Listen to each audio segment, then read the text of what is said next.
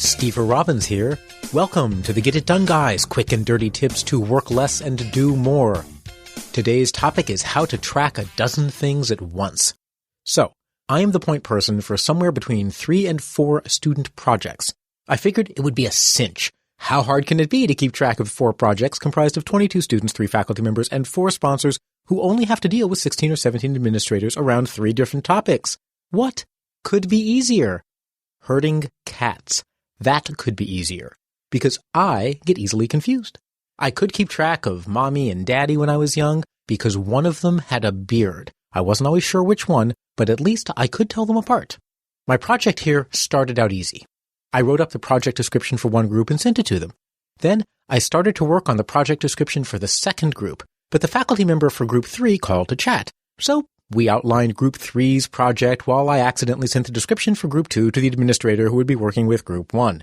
Then I had to get back to project 2, or was it 1, to help them schedule their next meeting with the administrators. Which administrators? I think the administrator I was just talking to was from project 2, or 1, or 3, or ARG. Similar projects cause great confusion. What made this so hard to deal with is that all the projects were roughly similar. They all had students, faculty advisors, sponsors, and administrators.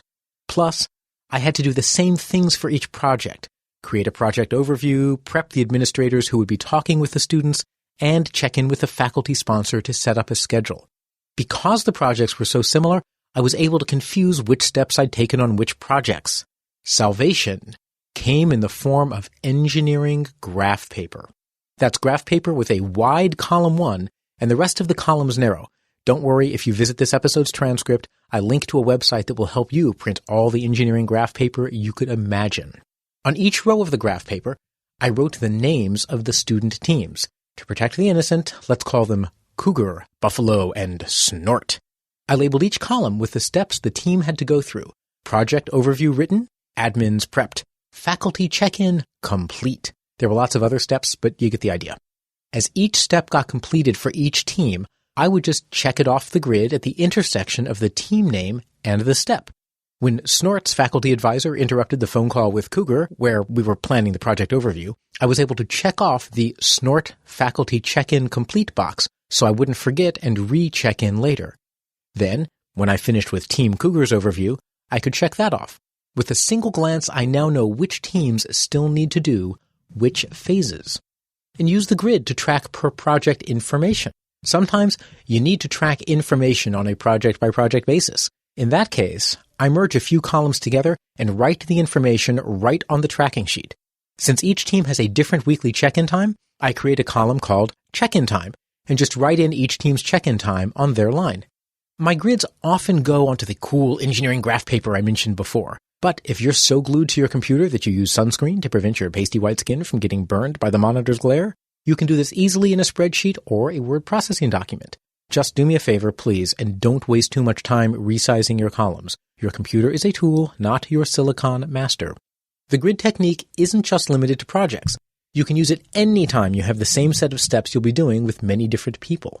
If you're on a campaign to get the people in your office to approve of you and reinforce your feelings of worth as a human being, you might as well be organized about it. Your rows would be the names of each coworker.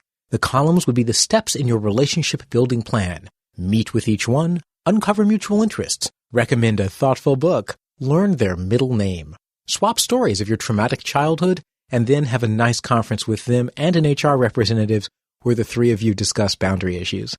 So remember, when you're taking several different people or projects through the same process, list the people on the rows and the steps of the process in the columns, and when you complete each step, just check off the intersection of the project and that step, and at a glance you can tell what still needs to be done for each project and how many projects have finished each step. This is Steve Robbins. You can find this episode's transcript at getitdone.quickanddirtytips.com with a link to engineering graph paper. Work less, do more, and have a great life.